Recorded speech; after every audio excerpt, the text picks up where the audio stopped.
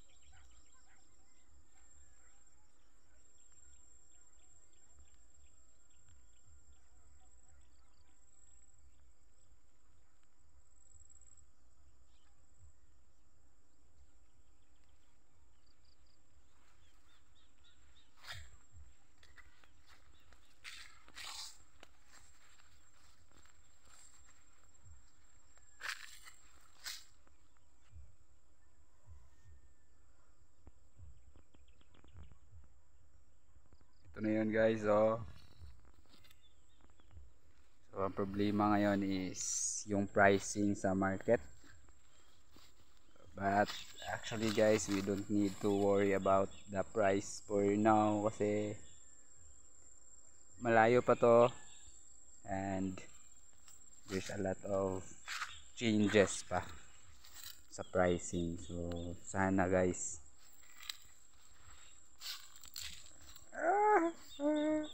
oh, this is it. Pansit.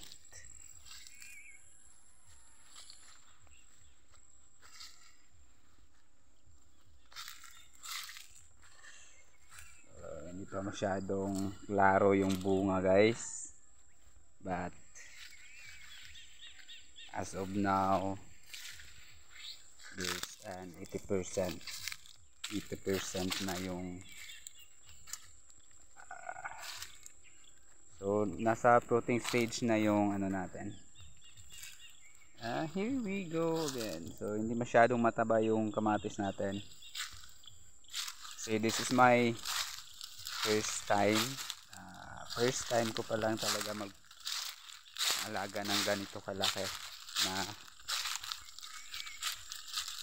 kamatisan. So actually I am just collecting data to those sa mga nauna sa atin sa ganitong tanim.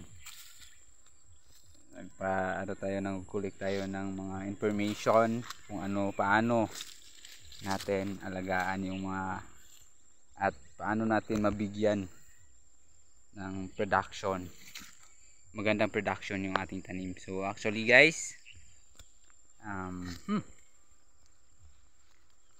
so sa nakita nyo ngayon, ano ba yung masasabi ninyo sa kamatis natin?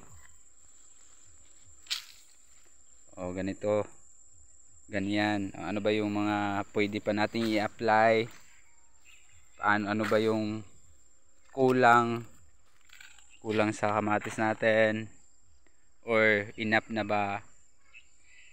Kasi I'm just newly, bago pa lang talaga ako sa kamatis. This is my first time ko pa lang talaga sa kamatis farming. So actually guys, I'm not pro about these crops.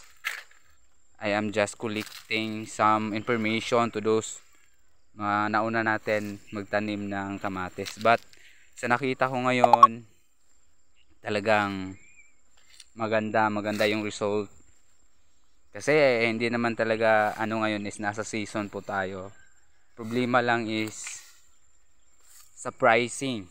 Doon lang po talaga tayo nagka-problema sa pricing ngayon. So